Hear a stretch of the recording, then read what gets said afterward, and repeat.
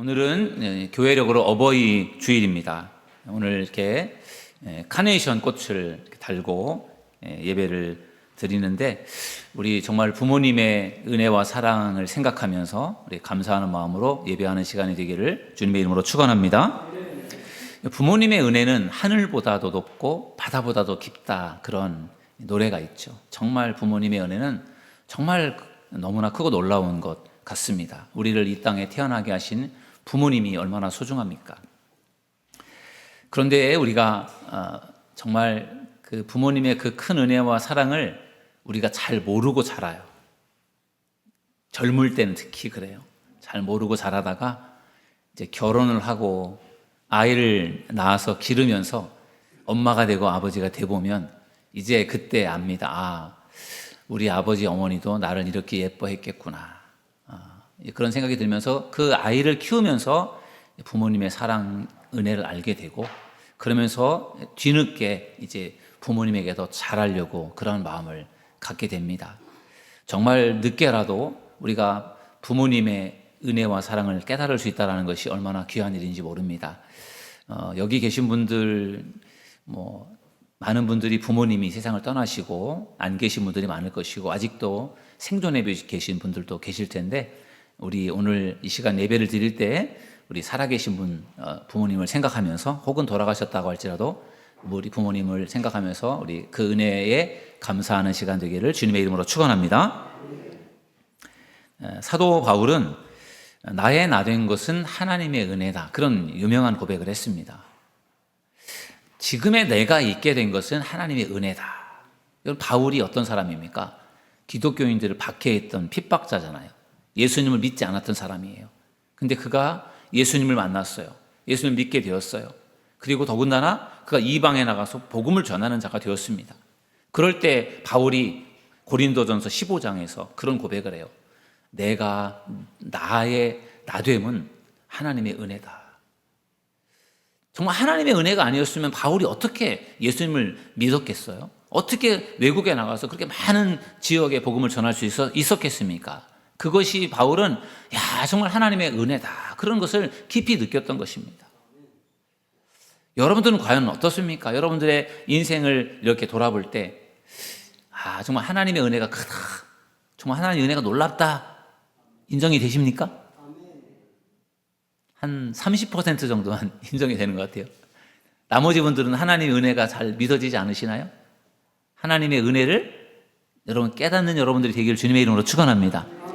우리가 자라가면서 부모님의 은혜가 얼마나 귀한지를 깨닫는 것처럼, 우리가 이 땅을 살아가는 동안에 정말 살면 살수록 하나님의 은혜가 너무 귀하다, 감사하다, 그 하나님의 은혜를 깨달을 수 있는 저와 여러분 모두가 되기를 주님의 이름으로 축원합니다. 오늘 로마서 7장 7절에서 14절 말씀을 중심으로 해서 깨닫는 것이 은혜입니다, 이런 제목을 가지고 말씀을 함께 나누려고 합니다. 여러분 저를 따라하겠습니다. 깨닫는 것이 은혜입니다. 깨닫는 것이 은혜입니다. 왜냐하면 깨닫지 못하는 사람도 참 많습니다.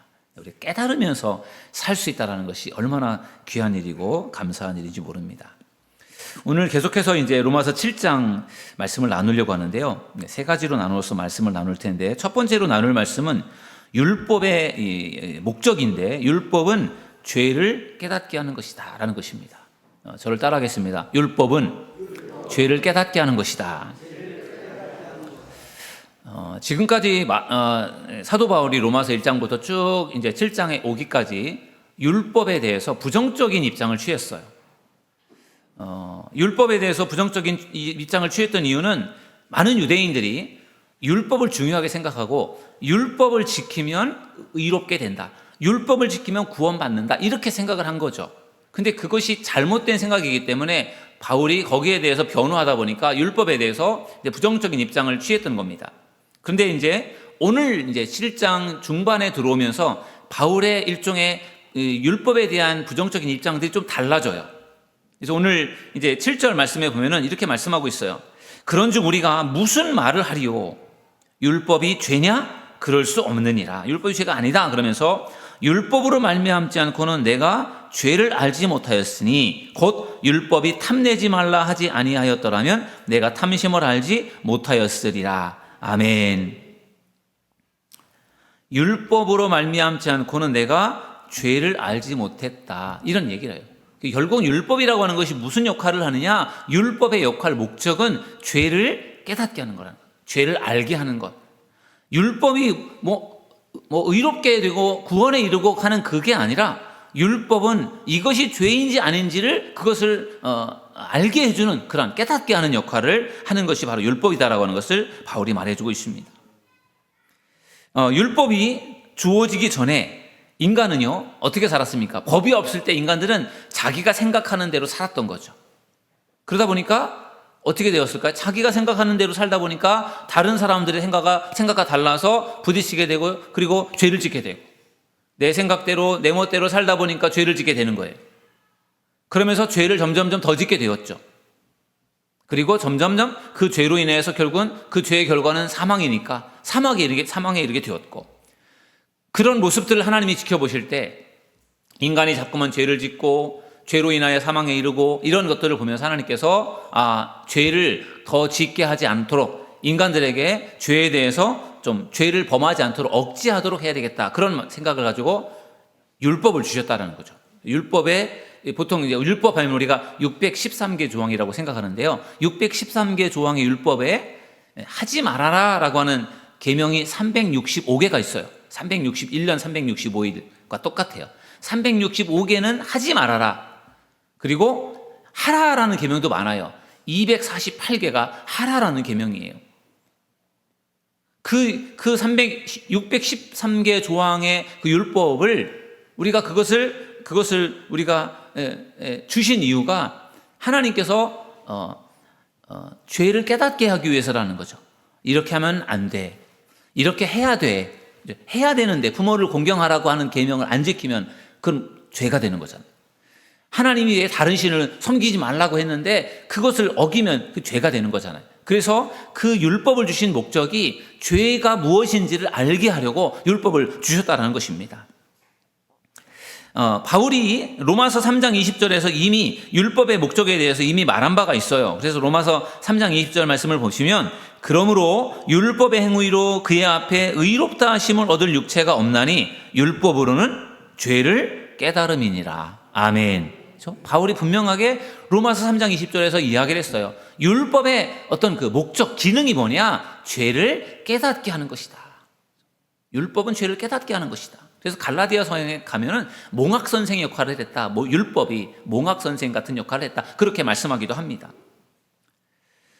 이 바울은 유대인들은 율법을 잘 지키면 그것으로 구원에 이른다라고 생각을 했지만, 바울은 그게 아니라 율법은 그걸 지킬 수도 없고 지켜서 의로움, 구원에 이를 수도 없는 것이고, 율법이라고 하는 것은 단지 죄를 깨닫게 하는 것이다라고 하는 것을 분명하게 말해주고 있어요.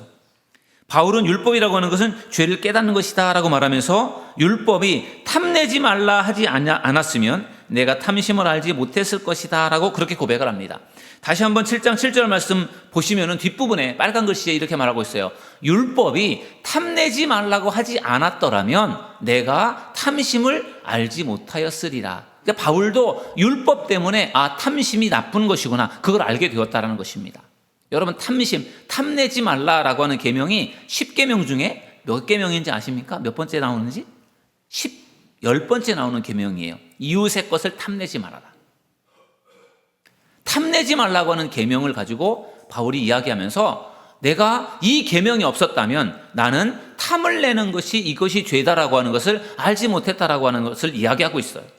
그래서 죄라고 하는 것은 탐내는 게 죄구나, 탐내면 안 되는구나, 그런 역할을 한다는 것입니다. 여러분, 모든 죄가 발생이 될 때 여러분, 이 탐심이라고 하는 것은 마음속에 있는 거잖아요. 마음속에 있는 생각이 결국은 죄를 짓게 만들어요. 그래서 사람들은 이게 숨기고 있으니까, 마음속에 숨기고 있으니까 이 탐심이라고 하는 것이 죄가 아닐 줄로 생각하지만, 이 탐심이 마음속에 있지 않고 그것이 바깥으로 나타납니다. 그래서 우상을 숭배하는 것도 하나님 이외에 다른 것을 탐내는 마음이라는 거예요. 탐심이 결국은 죄가 되잖아요. 그리고 간음, 살인, 거짓말, 도적질, 이 모든 것들이 다 이 탐심에서 나오는 죄라는 것이죠. 그러므로 여러분, 이 탐심을 멀리하는 여러분들이 되기를 주님의 이름으로 축원합니다. 이 탐심이 우리 안에 있으면 결국은 이 탐심이 어떠한 방법으로든지 죄를 짓게 만든다는 거죠. 이 탐심을 우리가 그래서 멀리하는 것, 물리치는 것이 굉장히 중요해요. 여러분, 탐심이 죄가 됨을 깨닫는 여러분들이 되기를 주님의 이름으로 축원합니다. 율법은 이와 같이 죄를 깨닫게 하는 것이다. 이렇게 하면 안 된다. 이렇게 해라. 이런 것들을 규정을 해서 이것으로 죄를 깨닫게 하는 것이지 그것을 지켜서 구원에 이르는 것은 아니다 라고 하는 것을 바울은 먼저 말해주고 있습니다. 그러므로 율법이 어떤 기능을 가지고 있는지, 율법의 목적은 무엇인지를 확실하게 아는 여러분들이 되기를 주님의 이름으로 축원합니다. 두 번째로 이제 나누어 볼 수 있는 말씀은요, 율법으로는 죄를 극복할 수 없다라는 것입니다. 저를 따라하겠습니다. 율법으로는 죄를 극복할 수 없다. 율법으로 죄를 이길 수 없다라는 거예요. 바울은 율법의 목적은 죄를 깨닫는 것이지 범죄를 억제하는 것이지 그것으로 죄를 극복할 수는 없다라고 하는 것을 말하고 있어요. 로마서 7장 8절에 보면은 바울이 이렇게 또 이야기를 해요. 그러나 죄가 기회를 타서 계명으로 말미암아 내 속에서 온갖 탐심을 이루었나니 이는 율법이 없으면 죄가 죽은 것임이라. 아멘. 여기 보면은요, 바울이 뭐라고 말을 하는가 하면은 죄가 기회를 타서라는 말을, 죄가 기회를 타서. 죄라고 하는 것이 율법을 이용해서 결국 인간을 범죄로 이끌었다라는 말입니다. 하나님께서 율법을 주신 의도는 좋은 것이었는데, 그런데 이 하나님의 의도와는 다르게 인간이 범죄하는 데 악용이 된 것이 바로 율법이다라고 말을 해요. 여러분, 하나님께서 인간에게 율법을 주신 목적은 죄를 깨닫게 하기 위함이라고 했잖아요. 그래서 내가 탐심을 가졌을 때 이거 죄니까 이 마음을 버려야 되겠다, 그런 마음을 가지고 탐심을 버려야 되는데, 웬일인지 인간들이 하나님께서 율법을 주셔서 죄를 깨우치게 해주셨는데 그럼에도 불구하고 인간들이 죄를 저지릅니다. 여러분 어떻습니까? 여러분들 이렇게 하면 안 되는데, 이건 죄인데 라고 알면서도 여러분들이 그 죄를 또 범하는 경우가 있어요. 그렇지 않습니까? 교회를 다니면서 내가 하지 말아야 할 일들이 있는데 내가 그거를 또 하고 있어요. 이거 하지 말아야 되는데 내가 또 그 일을 하고 있어요. 그만큼 참 죄가 무섭습니다. 내가 알면서도 또 죄를 짓는 거예요. 미워하지 말라고 분명히 말했는데도 불구하고 내가 언젠가 또 누군가를 미워하고 있을 때 내가 이러면 안 되는데 알면서도 또 그 일을 하는 거예요. 그만큼 죄가 참 무섭고, 그 죄가, 그래서 우리가 율법을 안다고 해서 그것으로 죄를 극복할 수 있는 것은 아니라는 거예요. 여러분, 사도 바울은 율법의 전문가였습니다. 당대 최고의 율법학자였던 가말리엘에게 배웠어요. 율법을 배웠습니다.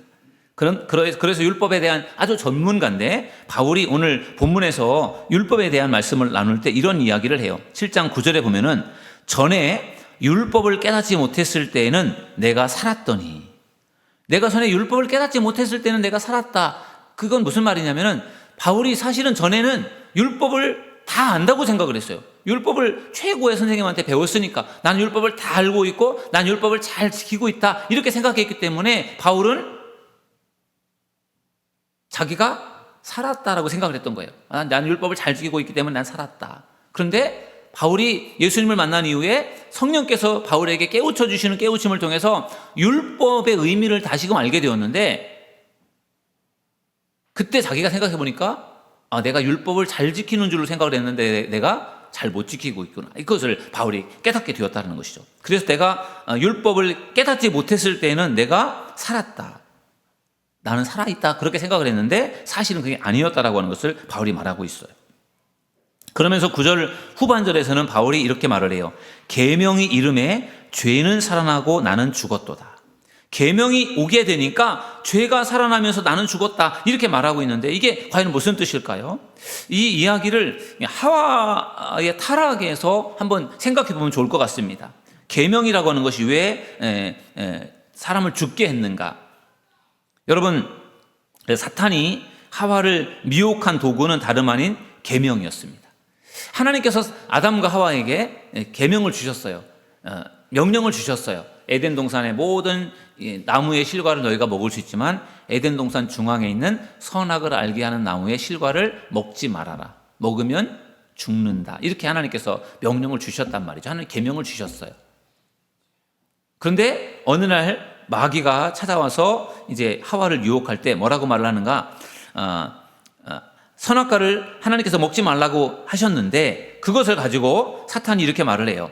하나님이 참으로 너희에게 동산 모든 나무의 열매를 먹지 말라 하시더냐? 모든 나무의 열매를 진짜 먹지 말라고 하시더냐? 아니지.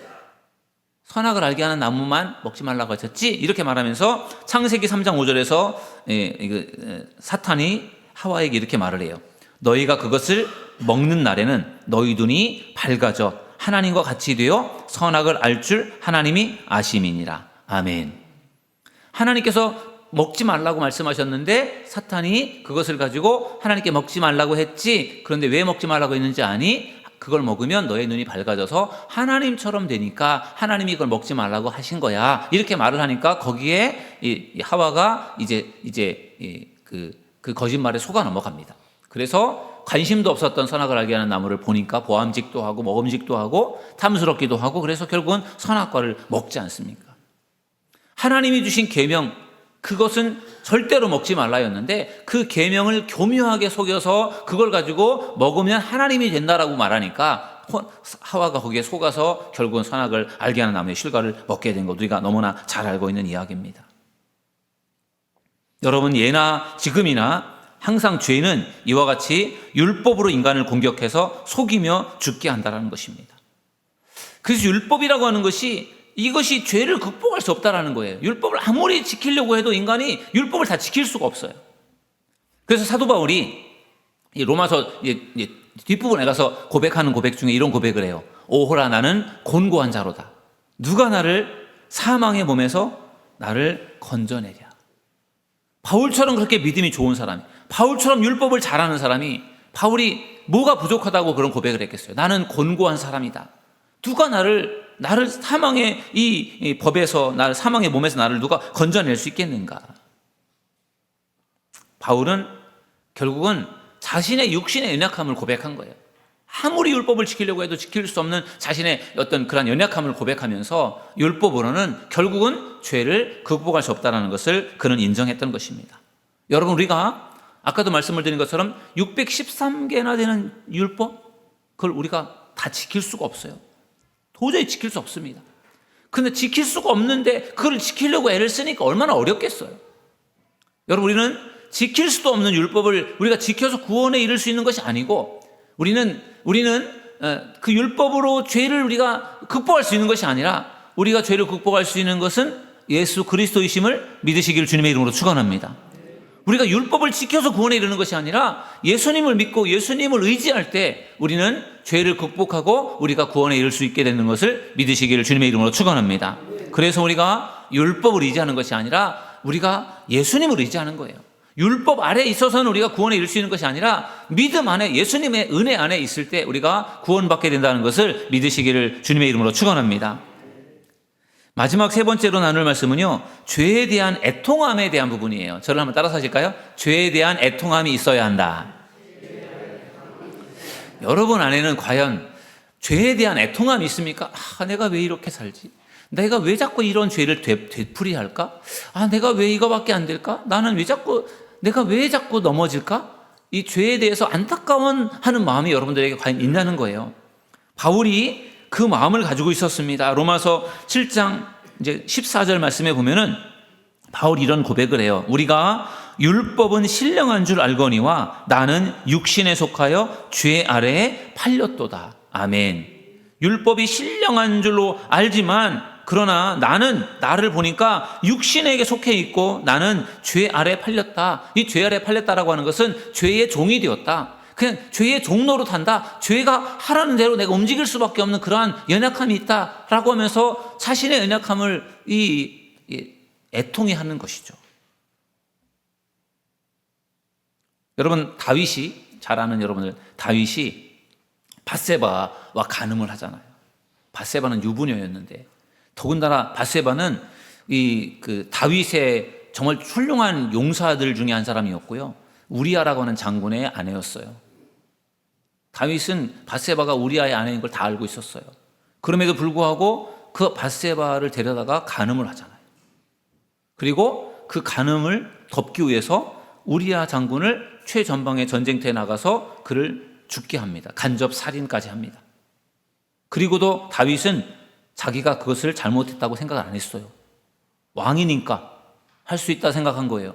그렇게 간음을 하고 유부녀와 간음을 하고 그 유부녀 남편을 죽게 하고 이것에 대한 그 죄의식이 없어요. 그 당시에 강력한 왕권을 가지고 있었기 때문에 그럴지 모르겠지만 그렇게 죄를 짓고도 다윗의 마음속에는 그것이 죄라는 생각을 갖지 않아요. 그런데 어느 날 나단이라고 하는 선지자가 다윗을 찾아옵니다.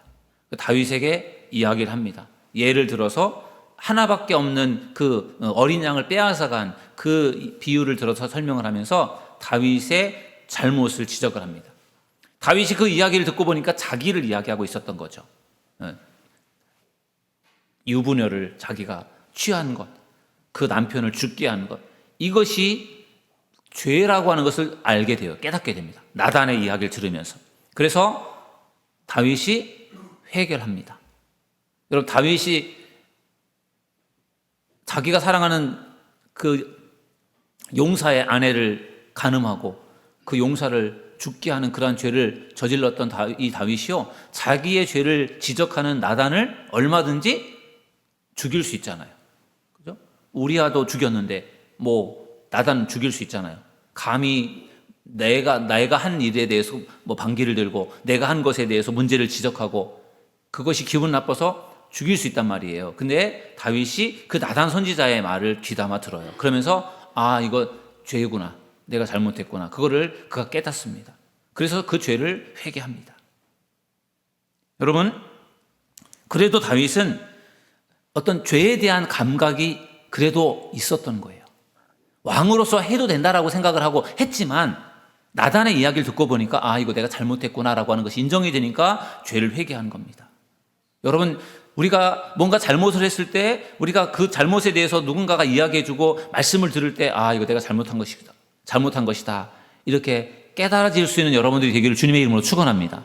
그러면 영적으로 깨어있는 사람이고요, 영적인 감각이 살아있는 거예요. 근데 아무리 이야기를 해주고 지적을 해줘도 말씀을 들어도 전혀 감각이 없으면 그 사람은 영적 감각이 죽은 겁니다. 그러니까 그런 영적 감각이 살아있으면 내가 죄를 깨닫고 애통한 마음으로 회개할 수가 있지만 그런 영적인 감각이 죽어있으면 죄를 지어도 애통한 마음을 갖기가 어렵다는 겁니다.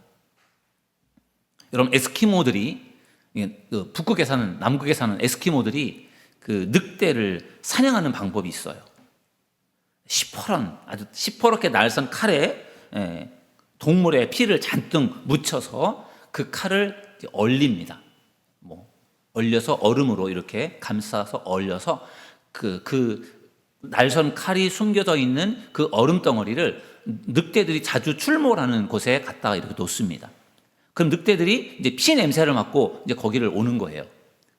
그리고 그 얼음을 핥아서 그 이제 피를 이제 핥아 먹으려고 이제 녹이면서 이제 그 얼음을 핥아 먹는 거죠.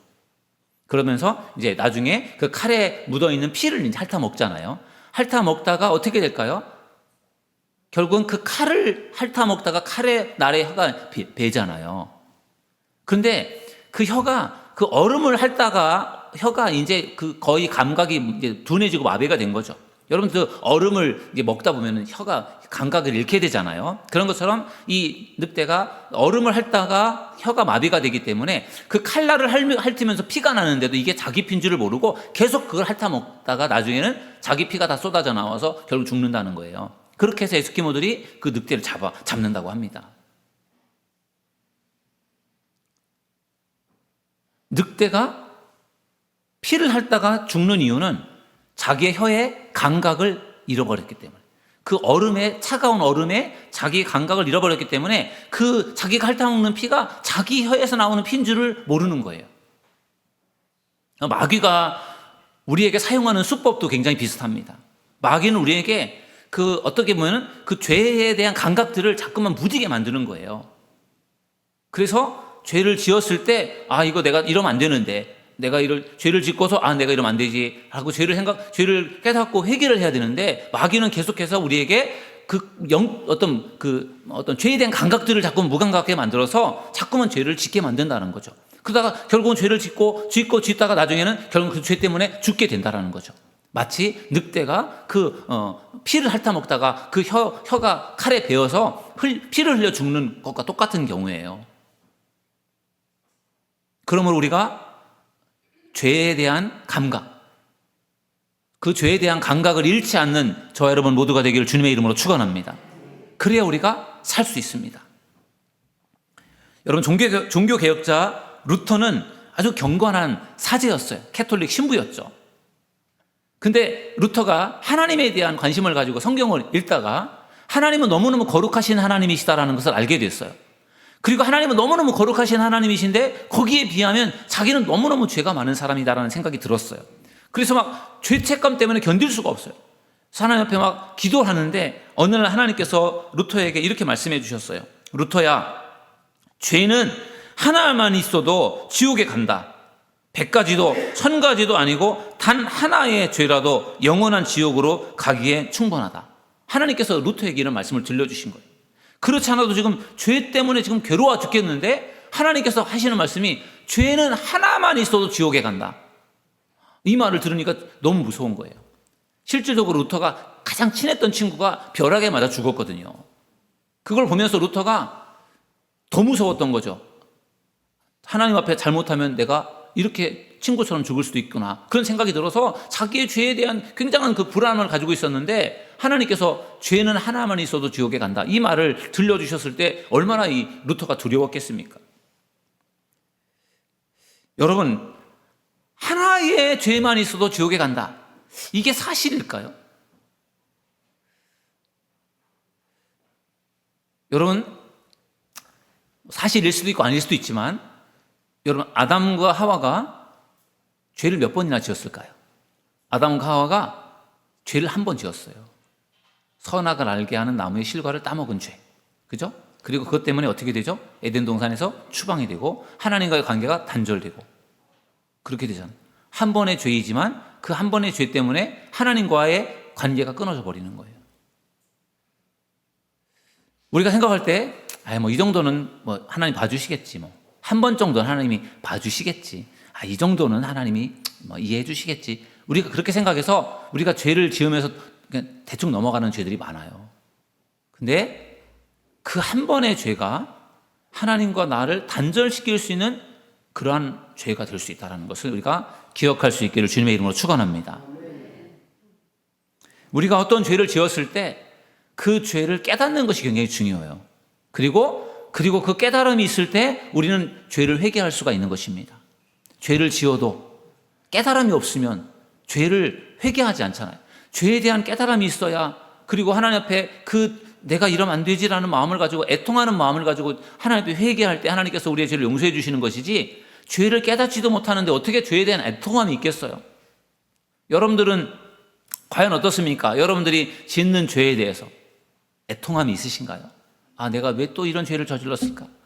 내가 왜 또 하나님 말씀대로 내가 왜 또 이렇게 내가 못 지켰을까? 내가 왜 또 죄를 지었을까? 나 이러면 안 되는데 하면서 여러분들이 죄를 짓는 것에 대해서 애통하는 마음을 갖고 계십니까? 아니면은 죄를 지어도 그냥 무감각하게 살고 계십니까? 여러분 자신을 한번 잘 돌아보시기 바랍니다. 여러분, 요나가 명령을 어겼을 때 어떻게 되죠? 요나가 명령을 어겼을 때 요나가 바다에 던져져서 물고기 뱃속에 들어갑니다.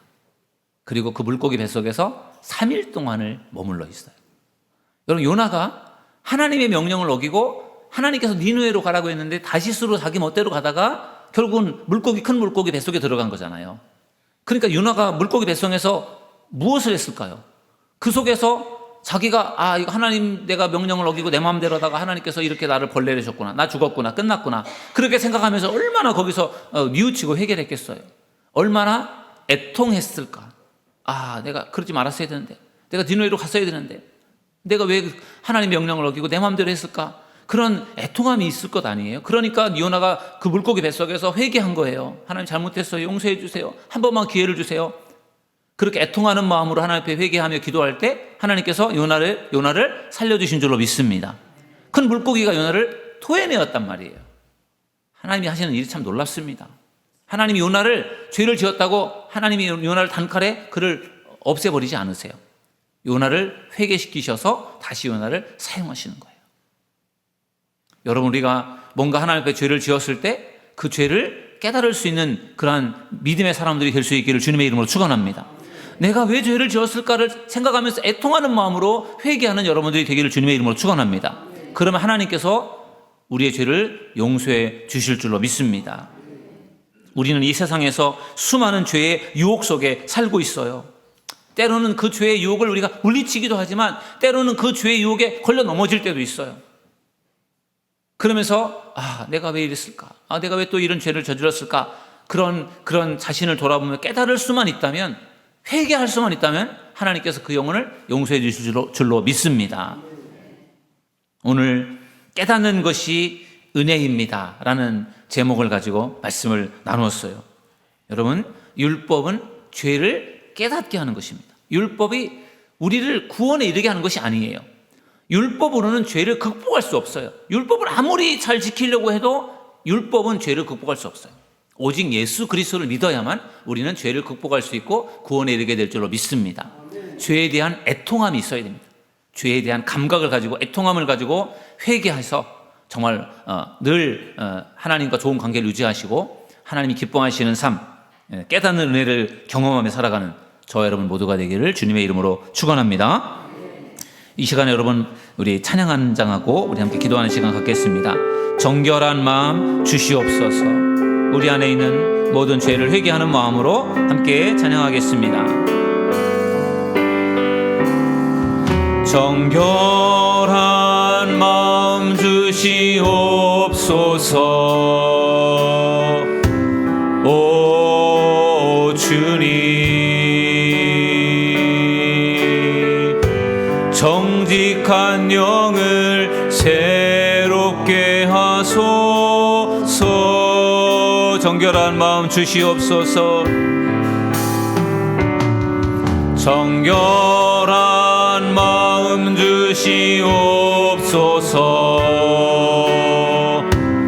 오 주님, 정직한 영을 새롭게 하소서.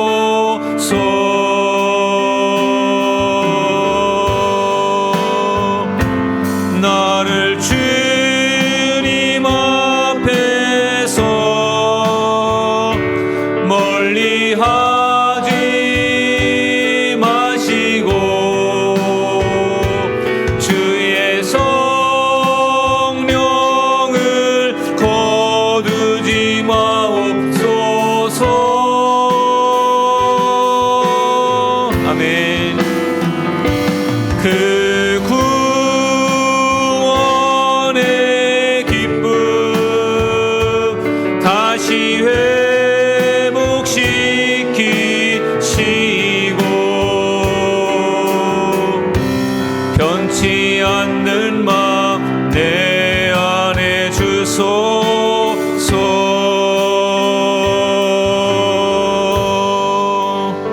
아멘. 여러분 이 시간에 우리 말씀을 생각하면서 우리 함께 기도했으면 좋겠습니다. 여러분, 깨닫는 것이 은혜입니다. 여러분들은 과연 얼마나 깨닫는 삶을 살고 계십니까? 말씀을 들을 때 깨닫고 있습니까? 여러분 자신의 삶을 돌아보면서 여러분들의 잘못된 부분들이 깨달아지십니까? 이 시간 우리가 정말로 하나님의 말씀을 통해서 늘 깨닫는 은혜를 경험하며 살아갈 수 있게 해달라고, 말씀을 통해서 죄를 깨닫게 하고 회개할 수 있는 저희들 되게 해달라고 이 시간 우리 주여 한번 부르짖고 동성으로 기도하겠습니다. 주여, 주님 우리에게 하나님 은혜를 베풀어 주시고 하나님 우리에게 능력을 베풀어 주시옵소서. 깨닫는 은혜가 우리에게 있게 하여 주옵소서. 우리의 삶 속에 늘 깨닫는 일이 있기를 원합니다. 말씀을 통하여 깨닫는 일이 있기를 원하고 우리의 삶을 묵상할 때 하나님 깨닫는 은혜가 있게 하여 주옵소서. 깨달을 수 있는 은혜를 더하여 주시옵소서. 주여 말씀을 통하여 하나님 율법을 통하여 죄를 깨닫는 저희들 되게 하시고 죄를 깨닫고 깨닫고 하나님 앞에 철저하게 회개할 수 있는 저희들 되기를 원합니다. 죄를 지으면서도 죄인 줄을 모르고 살아가는 어리석은 자가 되지 않게 하시고 철저하게 죄를 회개하며 하나님 앞에 뉘우칠 수 있는 저희들 모두가 될 수 있도록 역사하여 주시옵소서. 하나님, 우리가 깨닫는 삶을 살기를 원합니다. 하나님, 우리가 말씀을 들으면서 하나님 깨닫게 하시고, 또 하나님 말씀을 읽으면서 이렇게 하면 안 되는데 저렇게 해야 되는데 라고 하는 것을 깨달아 우리가 죄를 멀리하는 믿음의 사람들이 될 수 있기를 간절히 원합니다. 주님, 저희들 죄를 깨닫고 정말 애통하는 마음으로 철저하게 회개하는 저희들 되기 원합니다. 정말 주님이 기뻐하시고 원하시는 그런 거룩한 삶을 살기를 원합니다. 주여, 저희들의 힘만으로는 부족하오니 주님께서 우리에게 은혜를 주셔서 정말로 거룩하게 살게 하시고 하나님의 뜻대로 살아갈 수 있는 저희들 될 수 있도록 주님 축복하여 주시옵소서. 예수님의 이름으로 감사하며 기도드리옵나이다. 아멘.